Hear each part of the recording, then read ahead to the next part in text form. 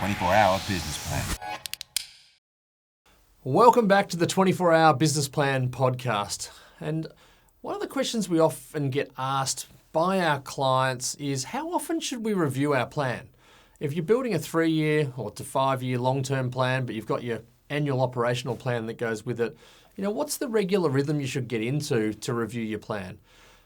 Look, we believe annually at the worst is when you need to, do a bit of a check-in. Just put aside a day, go through that longer-term plan, have a look at how you went on the plan. What did you learn from doing the plan this year, your operational plan? How did you go?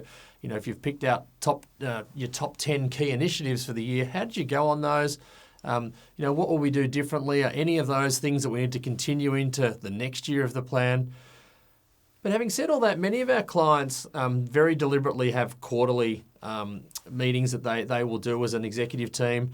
And again, if you've got a longer term plan and you've got, say, 10 initiatives that you're focusing on that year, even if you only spend 15 minutes on each of those initiatives, all of a sudden that's a 2.5 to 3 hour meeting. So you really do need to put aside three hours at a minimum, maybe a half day. If you're going to do this seriously, you're going to take it seriously, you need to sit down and have those meetings. And of course, many organisations happily look at summaries of these sorts of plans in their monthly packs. It might be a board pack or it might be their monthly management pack. So again, everybody's got a slightly different rhythm. You've got to find your rhythm, but some are doing it monthly, some are doing it quarterly as proper check-ins. Definitely people are doing it annually. And of course, if you want to then rebuild your plan, you might have written a 3-year plan. Well, clearly at the end of 3 years, you need to write the next 3-year plan, or at the end of 5 years, if you're doing a 5-year plan, you need to write the next 5-year plan. I think the other thing people ask us about is, how do you measure the success of those plans? And what we like to look at is, over that 3 to 5 year journey, you should have some key KRAs. There's usually some themes that might come out. Well, we want to increase demand for our product, or increase our market share from here to here. Or, we might want to engage better with our consumers, or get more loyalty out of our customers. Whatever those bigger term metrics are, have those key result areas that you're clear on what you're trying to achieve over the 3 to 5 year. But then in your annual operational plan, with your 1-year plan, with your top 10 initiatives that you're focused on, well, you really should have what they call those SMART goals, or those RACI goals. The SMART goals are your specific and measurable, achievable, relevant, time-bound. RACI is a similar thing: responsible, accountable, consulted, informed.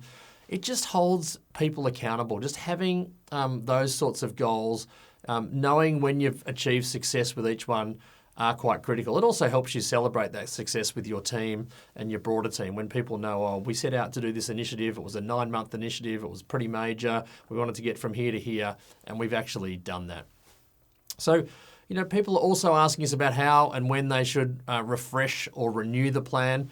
Again, normally that if you're setting a really clear 3-year plan or 5-year plan, whatever you choose to do, you don't really need to renew it or tweak that longer term plan. Your purpose over that period of time should hold true. Why you as a company exist. Your vision over that 3 to 5 years that you've set, what you're trying to achieve as a team, that should hold true and be something you're trying to get to. Your values shouldn't really change because they align to your purpose and your vision. Your growth plan to get there, you might tweak that a little bit as you go, but really as a whole, it's not changing too much.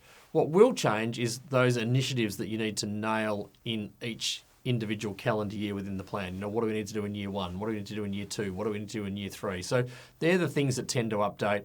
Unless, of course, the market context completely changes in the industry that you're in. I was talking to somebody recently, and it's a 20-year-old online company, and he was telling me that they're literally at their 4.0 of where they've gone with the business in terms of as they've moved, as different things have moved in their category, as the market conditions have changed, as different competitors have come in, as different technologies come in.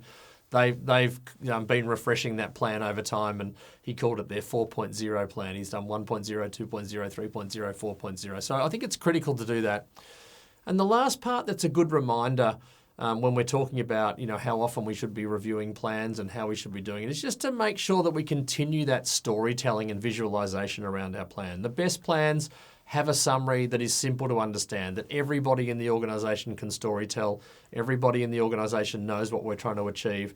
And it's one of those things that, is very visually, they could half close their eyes and remember, that's the strategy on a page, I get it. That's the growth plan on a page. And of course, they're our top 10 initiatives. So some real tips and tricks to make sure that we're not only executing our plan with excellence, we're holding ourselves accountable. We've got really clear goals we're trying to achieve. And we're looking at that market context as a whole to make sure that we are still relevant in terms of what our purpose and our vision and our values and our culture and our growth plan is, but also that we are executing our top 10 initiatives in year 1 or year 2 or year 3 on a plan. And that we're reviewing it with our team really regularly, our management team monthly, having a deep dive every quarter, definitely doing it annually. And then, of course, if it's a 3-year plan, refreshing our plan at that 3-year mark. So hopefully that gives you a really good answer to that question that always comes up about how often we should be reviewing our plan and how we should be reviewing our plan. Thanks again for listening to the 24-Hour Business Plan podcast. 24-hour business plan.